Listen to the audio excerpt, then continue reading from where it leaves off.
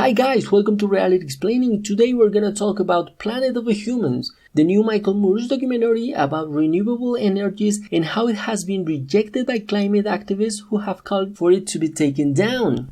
This is our realitist take on this issue. Let's check this out, here we go! Before we start, the purpose of this channel is to gather around reality and embrace it, even when it doesn't go our way. At the end of the day, reality is the only thing that we really have. This take on life we call it realitism, and it saves you from people who want to insert fictions in your mind, usually to rip the money out of your pockets, or hoard the attention online. We don't have to buy nobody's fiction, so let's do this! As found on Wikipedia, Planet of the Humans is a 2019 American environmental documentary film written, directed, and produced by Jeff Gibbs. It is backed and promoted by Michael Moore, who is also the executive producer. Moore released it on YouTube for free viewing on April 21st, 2020, the eve of the 50th anniversary of the first Earth Day. A basic thesis of the film is that green energy cannot solve the problem of society's expanding resource depletion, which is by definition unsustainable given that the Earth is finite. The film argues that green energy sources, including wind power, solar energy, and biomass energy, are not truly renewable or sustainable. The film has been criticized as outdated and misleading. The film uses footage of the renewable energy industry that is up to 1 decade old, giving a false impression of the maturity of the technologies, as the last decade has seen large cost reductions and innovations. The documentary shows a solar panel with 8% efficiency, which is far below the typical 15 to 20% efficiency of new solar panels as of 2020, although it is still factually correct for the specific solar farm in Michigan portrayed in the film. In its criticism of electric vehicles, the producer gives an out-of-date example of the electricity mix these cars will use, 95% coal, which is not reflective of power grids of 2020, just over 60% fossil fuel use in 2019, but still largely stands for the Michigan power grid portrayed. There is a criticism of the use of biomass, which is in general the use of trees to create energy. The film also attacks figures, including Al Gore, for blustering corporations that push cloud technologies over real solutions to the climate crisis, as reported by The Guardian. The documentary has been largely criticized by climate activists who argue that the film is misleading and it is full of lies. In response, Richard Heinberg, one of the interviewees in the film, has written, "The film starts a conversation we need to have, and it is a film that deserves to be seen. And mainstream environs will hate this movie because it exposes some of the real failings. By focusing on techno fixes, they have sidelining nearly all discussion of overpopulation and overconsumption." On the other side, environmental journalist Ryan Kahn in Earther wrote that the filmmaker's choice to have mostly white experts who are mostly men argue in favor of population control gives the film a bit more than a whiff of eugenics and ecofascism.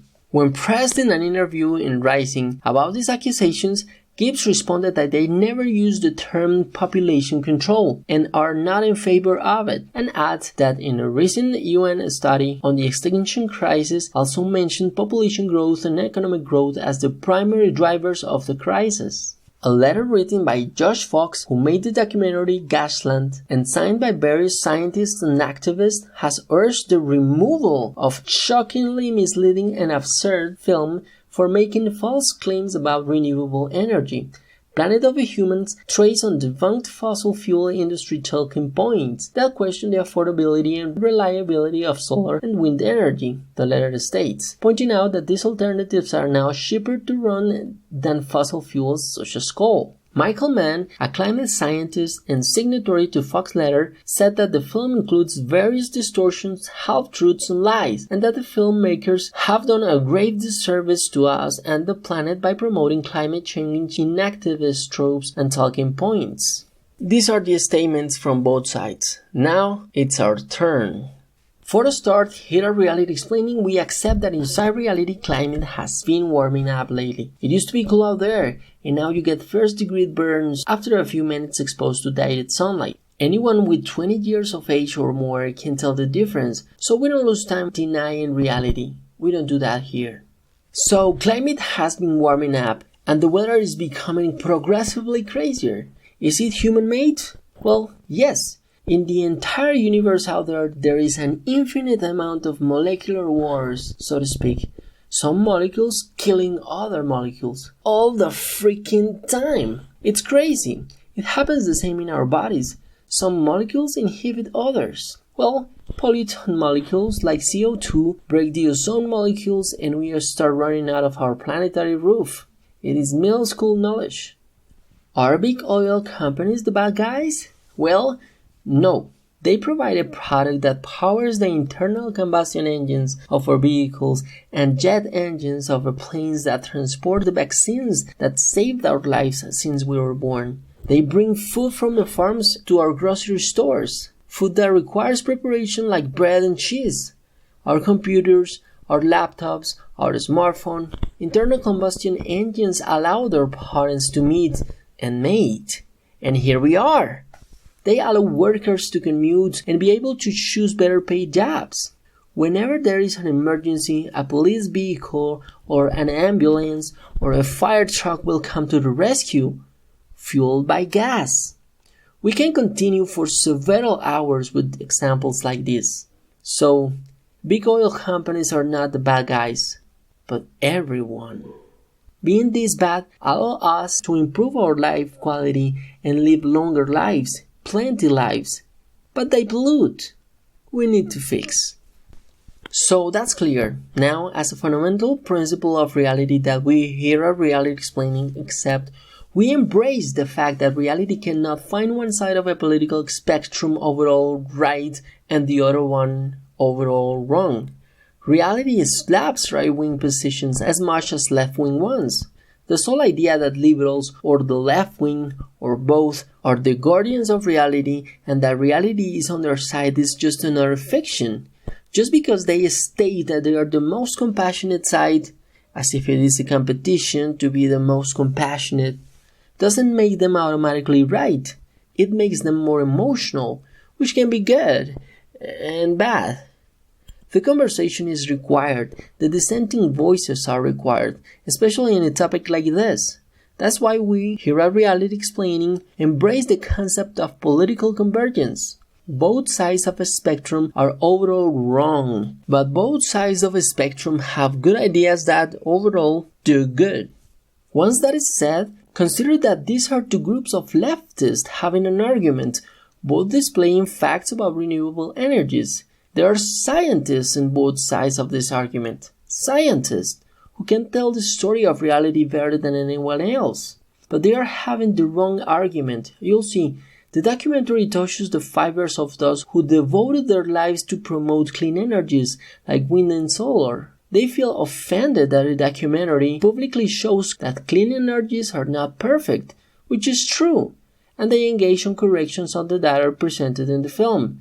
It's outdated, they say. It's not 8% efficiency, it's 17%.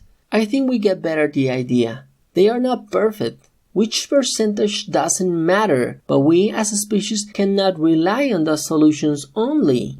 We can also start reducing our consumption and the number of children we bring into reality to pollute this planet even more. Of course, all of that as a personal decision. Here's a 4 seconds reminder to like, subscribe, and share so more people can free themselves from the fictions draining the money out of their pockets. Engage, otherwise the liars win.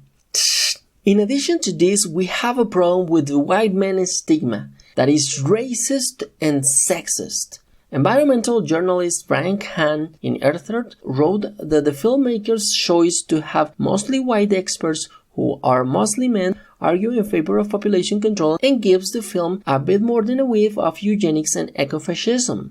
EcoWatch states in its article that, like Fox News and other propaganda vehicles, the film presents one biased perspective via carefully chosen voices, virtually all of whom are comfortably white men. Vox also jumps with a similar assertion. Notably, almost all the experts featured in the film are white men, the article says. Evidently, topics that require complex and arguably boring reasoning are the topics that call the attention of mostly men. And let me remind you of a hierarchy of priorities of Maslow. People dying out of starvation cannot dedicate several decades of their lives to become experts on environmental or social issues. They are dying out of starvation.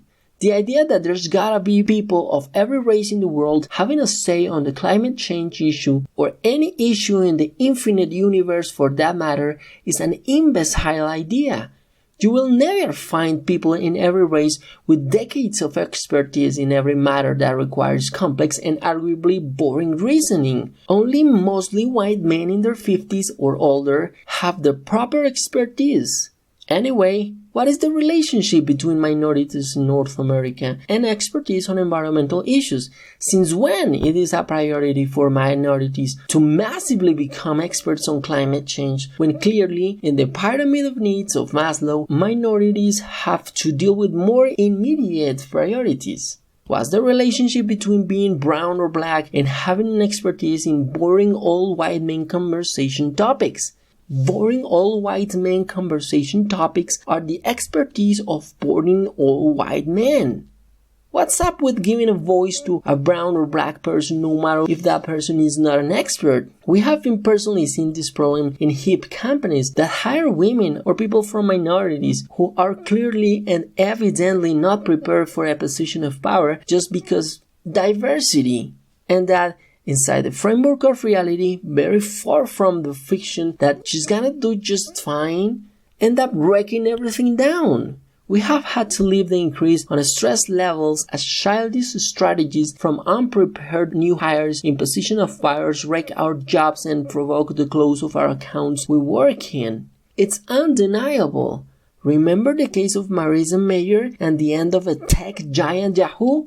Yahoo! Probably worth $500 billion, sold in less than 5 billions. Less than 5 billions. That is sad. We were running for you, Marisa. And that is not all. We at RealityExplaining have a problem with the call for the documentary to be taken down. These climate activists have stated that it is supposedly eco-fascist to call for population control, although the documentary never calls for that.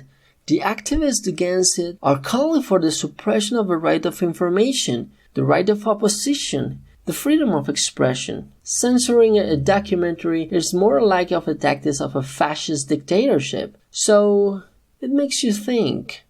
What will happen the day that we here at RealityExplaining come up with a plan to restore the planetary's environment and climate, but it's done in a way that doesn't please the climate activist community?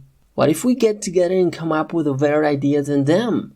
Are they going to embrace it? Or are they going to turn full dictatorship style and try to censor new and better ideas? This is concerning because the climate community should be friends of the discussions surrounding climate change instead of being censors of dissenting voices. What is this, North Korea? The other issue here is that this documentary doesn't fit the narrative. When Moore's documentaries fit the narrative, they are praised by the left. Otherwise, well, you'll see the example here, dictatorship-style attempts of censorship of a film. Another thing we have to make a high emphasis on is the big issue that activists are missing greatly, and it is the fact that all those renewable energies are not applicable on developing countries in the present nor near future. On the other hand, reducing our level of consumption is. You'll see, in economies where the income power is, say, 20 times smaller than the one in the USA, like in Latin American countries, buying a $30,000 electric car, like the most affordable Tesla on sale, will be equivalent to buy a $600,000 car. Basically, the absolute entirety of the population of a country like that cannot afford that kind of tech, let alone wind or solar power.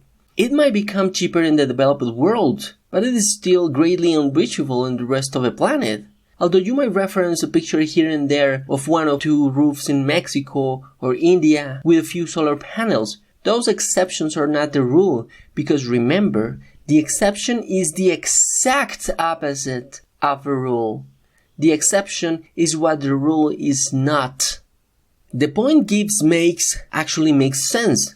Part of the problem of our carbon footprint is our consumption. If we can individually, by our own choice and our own decision, consume less of whatever we consume, less trucks and semi-trucks are going to be required to transport these goods. Less carbon emissions. The company fabricating these products will require to produce less of them, less carbon emissions. Less waste is going to be produced by factories and stores, less carbon emissions. You're going to require less rides to the store since you are consuming less. That means also less carbon emissions, and the examples go on and on and on and on. The fact that within days animals are coming back and the skies are blue tell us that we don't have to build 1 million square miles of solar panels or buy 1 zillion electric cars, Gibbs told readers last week. If we just slow down and stop, we can make a tremendous difference instantly. In conclusion, these climate activists are missing the big picture here. Ultimately, we as a species need to use all strategies possible to tackle the problem, not only relying on major well-established options. It only benefits the owners of these solutions and those who can afford them. Only people in developed countries in the best case scenario. And ultimately, there is nothing wrong with pointing out that imperfect things are imperfect, but instead, it's questionable that groups of people are pushing for the censorship of voices talking about the imperfections of imperfect things. Why? Can you imagine that? Isn't it important to know the flaws of your boyfriend or girlfriend if you're considering to marry him or her? Isn't it important to get the full picture? Reprehensible it is the idea of your partner hiding their flaws so you don't fully know what you're getting into in advance. What if you end up not liking your partner once you get to know their flaws? Wouldn't it be a good alternative just to stop being thirsty and come back to be single? Isn't it a suitable alternative? Isn't it a respectable decision not to have the 4 kids that I was initially planning to have instead of going solar? If they never get to even be conceived, they never become part of reality, so they never get to pollute. These activists need to think more outside the box. That's it for today. Thank you so much for taking part of your time to watch this. If you like this content, there are a lot of more videos coming, so like and subscribe, and share this in your social media. Now that YouTube is prioritizing content from big media, these little actions can actually help small content creators like us to keep up. Don't forget to engage. If you let the fictionists take over the social narrative, they win. Speak, tweet, share reality's content. Don't let the liars win. Kindly check our support links if you would like to back our work and see more videos with a reality's take on modern life. See you in the comments. Bye bye.